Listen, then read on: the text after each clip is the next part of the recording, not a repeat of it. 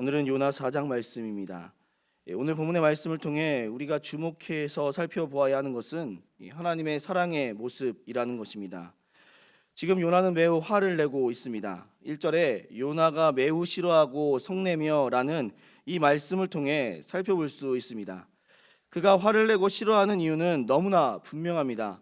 하나님께서 니느웨를 멸망시키지 않으셨기 때문입니다. 하나님의 뜻대로 되고 자신의 뜻대로 되지 않았음을 화내고 싫어하고 있습니다. 5절에 요나는 성읍에서 나가서 초막을 치고 있는데 이 초막을 치는 이유를 무엇이라고 말씀하고 있습니까?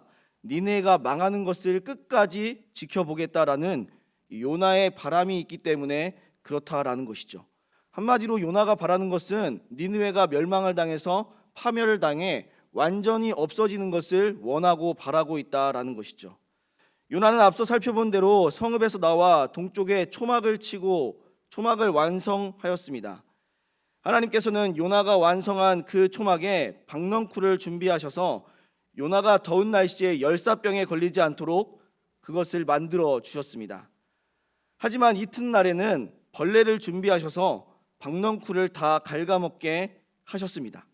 그는 박넝쿨이 없어지자마자 이내 고통을 호소하고 말았다라는 것이죠. 이 박넝쿨을 빼앗아간 하나님에게 요나는 불평과 원망을 쏟아내고 있습니다. 그럴 때 하나님께서 하시는 말씀이 바로 오늘 본문 10절 말씀입니다. 10절 말씀을 보시면 여호와께서 이르시되 내가 수고도 아니하였고 재배도 아니하였고 하룻밤에 났다가 하룻밤에 말라버린 이 박넝쿨을 아꼈거든이라고 말씀하고 있습니다. 지금 요나가 불평하는 이유가 무엇입니까? 박넝쿨이 있고 없고의 차이였다라는 것이죠. 다시 말하면 요나는 그 하룻밤 사이에 자신에게 그늘을 만들어줘서 그 태양의 뜨거움을 벗어나게 해준 이 박넝쿨을 너무나 아끼고 사랑하고 소중히 여기게 되었다라는 것이죠.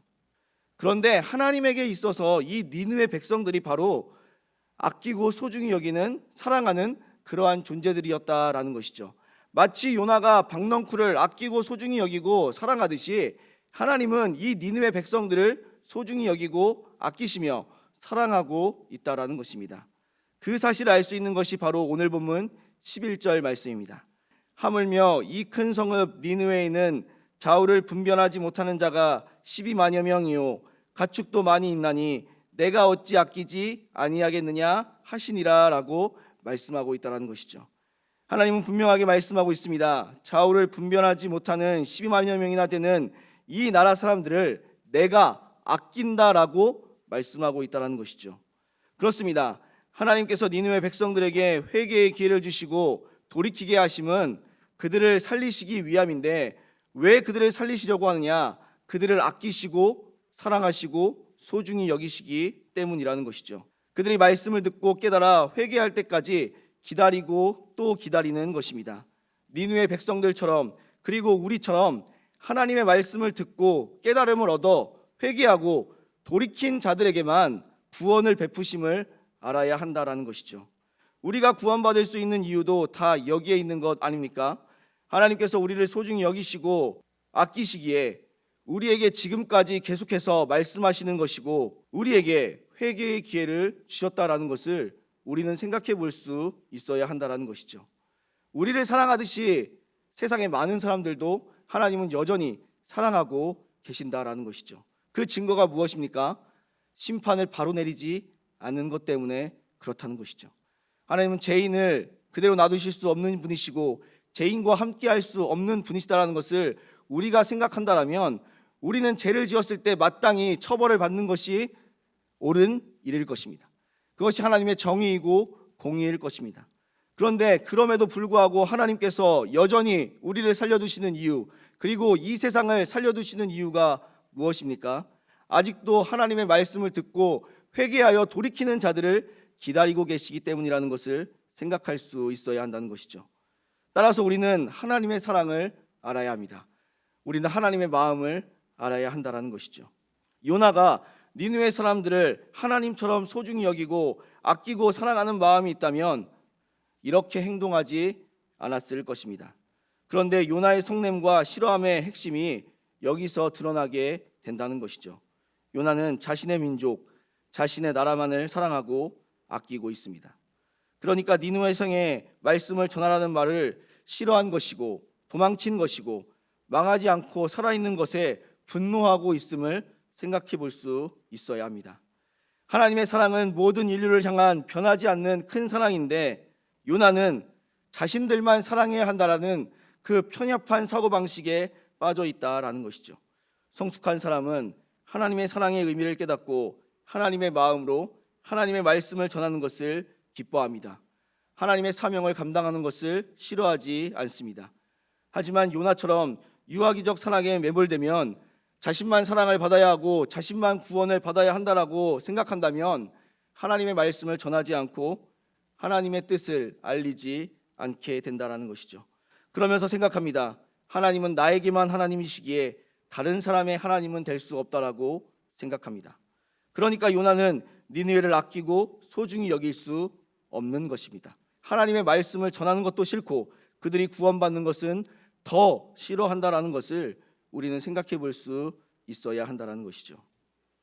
하지만 우리는 하나님이 이스라엘만 사랑하시는 것이 아니라 이스라엘만 아끼는 것이 아니라 모든 인류 모든 나라를 사랑하시고 아끼신다라는 것을 우리는 기억할 수 있어야 합니다.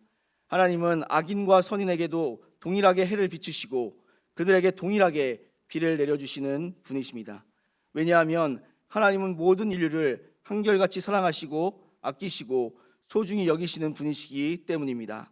그렇기에 멸망으로 가는 나라들을 백성들을 두고만 보시지 않습니다. 그들에게도 말씀을 전하시고 하나님의 복음을 선포하십니다. 선교사님들을 보내시는 이유가 다 여기에 있는 것입니다. 그렇기에 우리는 하나님의 사랑을 깨달아야 합니다. 하지만 우리가 요나처럼 여전히 유아기적 사랑의 모습을 버리지 못한다면 우리는 복음을 전할 수 없음을 기억해야 합니다. 하나님께서는 요나가 이러한 하나님의 사랑을 깨달아 자신의 민족과 자신만 사랑하는 것이 아니라 다른 나라와 다른 민족들도 사랑하여 하나님의 말씀을 전하시기를 원하셔서 지금 박넝쿨을 통하여서 요나를 가르치고 있다는 사실을 기억해야 합니다. 그러면서 동시에 우리들에게도 교훈의 말씀을 주시고 있다는 것도 생각할 수 있어야 합니다. 사랑하는 우리 성도님들, 하나님은 모든 인류, 모든 나라를 사랑하시고 아끼시고 소중히 여기십니다. 그래서 죄를 돌이켜 하나님께로 돌아오기를 원하십니다. 우리는 이러한 하나님의 마음과 하나님의 사랑을 알고 하나님의 사명을 감당해야 합니다. 하지만 우리 역시 하나님의 사랑과 하나님의 마음이 나에게만 집중되어 있다라고 생각한다면, 나만의 하나님이고 나만의 구원자라고 생각한다면 우리 역시 그 사명을 감당할 수 없음을 기억해야 합니다.